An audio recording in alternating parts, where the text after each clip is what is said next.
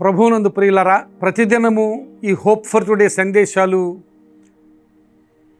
మీకు ఆశీర్వాదకరంగా ఉండడాన్ని బట్టి దేవునికి స్తుతులు చెల్లిస్తూ ఈరోజు ఈ హోప్ ఫర్ టుడే సందేశంలోనికి మిమ్మలను ప్రేమపూర్వకంగా ఆహ్వానిస్తూ ఉన్నాను. ఈరోజు యెషయా గ్రంథము నుండి 43వ అధ్యాయము 18వ వచనాన్ని మీ కొరకు చదువుతున్నాను. మునుపటి వాటిని జ్ఞాపకము చేసుకొనకుడి, పూర్వకాలపు సంగతులను తలంచుకొనకుడి. మునుపటి వాటిని జ్ఞాపకము చేసుకొనకుడి, పూర్వకాలపు సంగతులను తలంచుకొనకుడి. ప్రియులరా, మనందరి జీవితాల్లో ఏదో సమయంలో మనకు అనుకూలం కాని సంగతులు జరుగుతాయి, ప్రతికూలమైన సంగతులు జరుగుతాయి, మనకు ఇష్టం లేని సంగతులు జరుగుతూనే ఉంటాయి. అలాంటి సంగతులను జ్ఞాపకం చేసుకోవద్దని దేవుని వాక్యం మాట్లాడుతోంది. మునుపటి సంగతులను జ్ఞాపకము చేసుకొనకుడి, పూర్వకాలపు సంగతులను తలంచుకొనకుడి అని.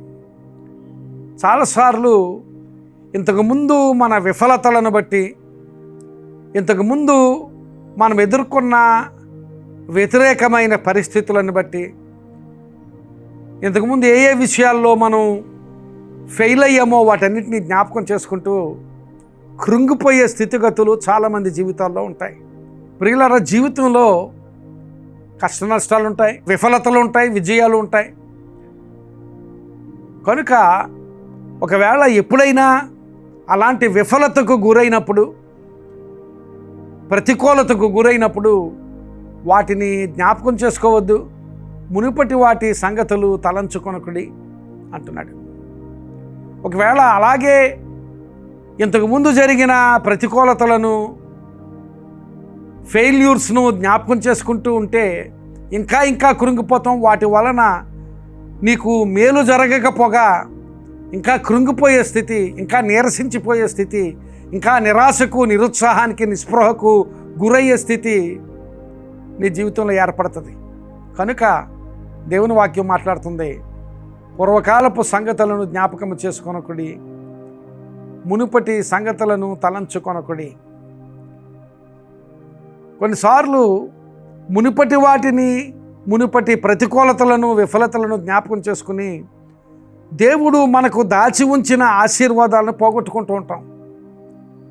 దేవుడు ఏదో ఆశీర్వాదాన్ని మన కోసం దాచి ఉంచుతాడు. ఆ ఆశీర్వాదం మనం పొందుకోవాలంటే ఇంతకుముందు జరిగిన ప్రతికూలమైన సంగతులను విడిచిపెట్టి దేవుడు మన కోసం దాచి ఉంచిన ఆ ఆశీర్వాదాలను స్వతంత్రించుకోవడానికి విశ్వాసంతో ముందుకు సాగాలి.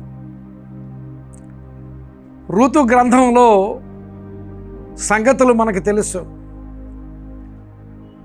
నయోమి పెనిమిటితోనూ 2 కుమారులతోనూ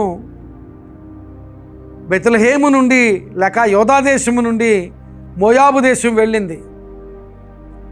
యోధా దేశంలో కరువు ఉందని మోయాబు దేశం వెళ్ళింది. మోయాబులో భర్త చనిపోయాడు, కుమారులు 2 చనిపోయారు, కోడళ్ళు 2 మిగిలారు. ఒక కోడలు రూతు ఆమెతో పాటు యోధా దేశానికి వచ్చింది. నయోమి, రూతు యోధా దేశానికి వచ్చారు.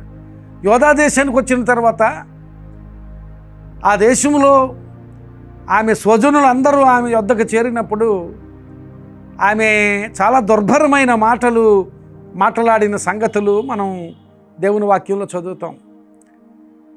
తనకే ప్రతికూలమైన సంగతులు జరిగాయో, ఏ విఫలతకు గురైందో దాని అంతటినీ జ్ఞాపకం చేసుకుంటూ దేవునిని కూడా నిందిస్తూ మాట్లాడిన సంగతులు నయోమి అనుభవంలో మనం చూస్తాం. ఆ ఋతు గ్రంథంలో 1వ అధ్యాయము 20-21 వచనాలు చూస్తే, దేవుడు నన్ను రిక్తురాలిగా చేశాడు, నేను సమృద్ధితో వెళ్ళాను, ఏమీ లేని దానిగా నన్ను చేశాడు దేవుడు, నాకు చాలా బాధ కలుగ చేశాడు అని దేవునిని నిందిస్తూ మాట్లాడిన మాటలు ఆ వచనాల్లో మనం చదువుతాం. అయితే తర్వాత అధ్యాయంలో 2వ అధ్యాయంలో దానికి భిన్నంగా రూతు ఆమె కూడా పెనిమిటిని పోగొట్టుకుంది. పెనిమిటిని పోగొట్టుకుని తన స్వజనాన్ని, తన స్వదేశాన్ని అంతటినీ విడిచి, ఒకవేళ ఈ వృద్ధురాలైన అత్తతో వెళితే ఎలాంటి కష్టం ఉన్నప్పటికీ దానిని నేను ఎదుర్కొంటాను అనే ధైర్యంతో, దేవుని మీద విశ్వాసంతో ఆమె యోధా దేశానికి వచ్చింది. యోధా దేశానికి వచ్చి అత్త అనుమతి తీసుకుని పొలములో పరిగె ఏరుకోవడానికి వెళ్ళినప్పుడు అక్కడ ఆ పొలము యజమాని బోయజ్ అంటాడు. ఆ 2వ అధ్యాయము బోయజు మాట్లాడిన మాటలు, నీవు నీ స్వజనాన్ని నీ స్వదేశాన్ని విడిచిపెట్టి ఈ దేశంలో యెహోవా దేవుడు నీకు గొప్ప ఆశీర్వాదాన్ని ఇస్తాడనే నమ్మకంతో నీవు ఇక్కడికి వచ్చావు, దేవుడు తప్పక నీకు బహుమానాన్ని ఇస్తాడు అని బోయజు పలికిన మాటలు మనం చూస్తాం. ఒక ప్రక్క నయోమి జరిగిన సంగతులను బట్టి కృంగిపోయి ప్రతికూలమైన మాటలు మాట్లాడింది. పూర్వకాలపు సంగతులను జ్ఞాపకం చేసుకుంటూ కృంగిపోయి నిరుత్సాహానికి, నిరాశకు, నిస్పృహకు గురైన స్థితి నయోమి జీవితంలో ఉంటే, యుక్త వయస్సులో ఉండి పెనిమిటిని పోగొట్టుకుని స్వదేశాన్ని స్వజనులను విడిచిపెట్టి ఈ దేశం వచ్చి ఇక్కడ నయోమి ఎంత ఆశీర్వాదకరమైన అడుగులు వేస్తుందో, విశ్వాసంతో కూడిన అడుగులు, భక్తితో కూడిన అడుగులు, అలాగే దేవుని మీద ఆధారపడిన జీవితానికి తగిన అడుగులు వేస్తూ రూతు ఆశీర్వదించబడిన స్థితిని మనము ఆ వాక్యంలో చూస్తాం. ఈ దినాన్ని ఇంతకుముందు జరిగిన ప్రతికూలమైన సంగతులను ఆలోచిస్తూ జ్ఞాపకం చేసుకుంటూ కృంగిపోతున్నావా? లేక అలాంటి స్థితిలో సైతము నీ దేవుడు గొప్ప కార్యాలు నీ జీవితంలో చేయగలడు అనే విశ్వాసంతో ముందుకు సాగుతున్నావా? నయోమి వలె కృంగిపోతున్నావా? రూతు వలె విశ్వాసంతో అడుగులు వేస్తున్నావా? ఆ విశ్వాసంతో అడుగులు వేసిన దాన్ని బట్టి రూతును బహుగా దేవుడు ఆశీర్వదించాడు. ఏ పొలంలో పరిగెరుకుంటుందో ఆ పొలానికి యజమానురాలైపోయింది.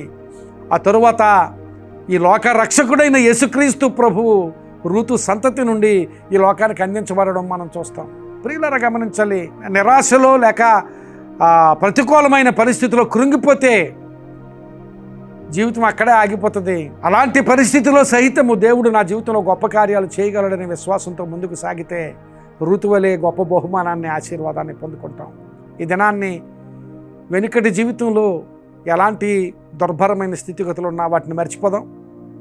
వాటిని తలంచుకొనకుండా, జ్ఞాపకం చేసుకొనకుండా నా దేవుడు గొప్పవాడు, నా దేవుడు నా జీవితంలో గొప్ప కార్యాలు చేయగలడనే విశ్వాసంతో దేవుని మీద ఆధారపడి ముందుకు అడుగులు వేద్దాం. దేవుడు గొప్ప కార్యాలు చేస్తాడు. అలాంటి గొప్ప కార్యాలు దేవుడు నీ జీవితంలో జరిగించునుగాక. ఆమేన్. ప్రార్థన చేసుకుందాం. పరిశుద్ధుడా, కృప కలిగిన మా తండ్రి, ఈ మంచి మాటలు మాకు వినిపింపచేసావు, మీకు స్తోత్రాలు. నిజమే ప్రభువా, పూర్వకాలపు సంగతులను జ్ఞాపకం చేసుకొనకుడి, మునిపటి వాటిని తలంచుకొనకుడి అనే మాటలు మేము జ్ఞాపకం చేసుకుంటున్నాం. నిజమే ప్రభువా, నీవు ఒక గొప్ప కార్యం చేయబోతున్నావనే విశ్వాసంతో, నీవు నా జీవితంలో దాచి ఉంచిన ఆశీర్వాదం నేను పొందుకోవాలనే విశ్వాసంతో ముందుకు సాగే స్థితి ఈ బిడ్డలందరికీ దయచేయమని ప్రార్థన చేస్తున్నాను. ఈ మాటలు విన్నవారందరూ ఆ మాటలను బట్టి ప్రోత్సహింపబడి, పురికొల్పబడి నీ సన్నిధిలో ముందుకు సాగగలిగేటట్లుగా నీ కృప దయచేయమని, అట్టి అనుభవాలు, అట్టి విశ్వాసం వారికి దయచేయమని, వారి అవసరతల్లోనూ వారి సమస్యలలోనూ నీ సహాయం దయచేసి నీ కృపను వారి జీవితాల్లోనూ కుటుంబాల్లోనూ విస్తరింపచేయమని యేసు నామమున అడుగుచున్నాను తండ్రి. ఆమేన్. God bless you my friend. Have a great day. ఈ సందేశం మీకు ఆశీర్వాదకరంగా ఉంటే తప్పక మీకు తెలిసిన వారికి షేర్ చేయండి. వాళ్ళు ఆశీర్వదించబడితే దేవుడు మిమ్మల్ని కూడా ఆశీర్వదిస్తాడు. God bless you.